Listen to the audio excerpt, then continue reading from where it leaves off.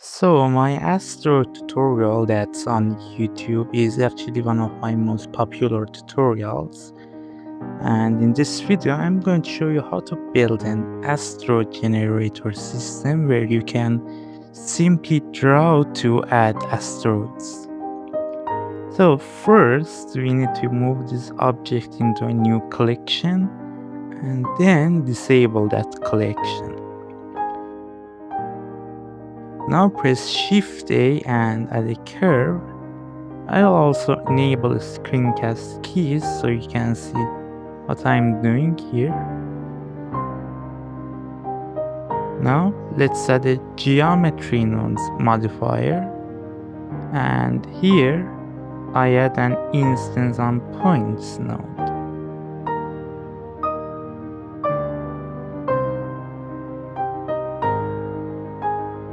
Then add an object info node and connect geometry to instance.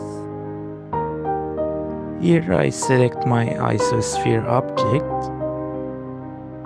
Now my mesh has way too much geometry, so first I select the asteroid object and reduce the subdivision count.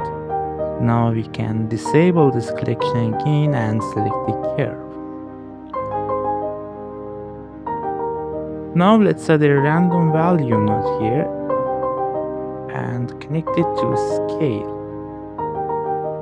I set max to 0.5 and mean value to 0.1. Then I add a math node and set it to divide.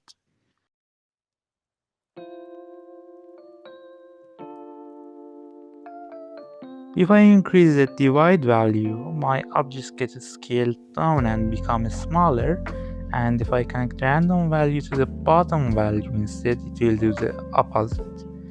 Now what we need to do here is add a curve to points node, and by controlling the count, we can tell Blender how many objects we want along the curve, but that's not really an ideal approach, so I will change the mode to length instead and set the length to 0.4. Now I duplicate the random value node and connect its value to rotation. Set the data type to vector and randomize all these values.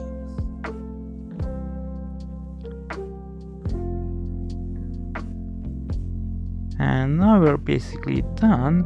If I go into edit mode and delete this curve and press T and select the draw option from the toolbar, I can draw exactly where I want the asteroids to appear.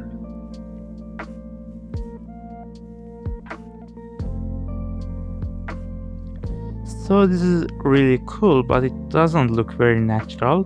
It looks like we just placed them there instead of having them naturally scattered in space. So to fix that, we need to add a set position node here. Then we add a noise texture, set it to 40 and connect it to offset.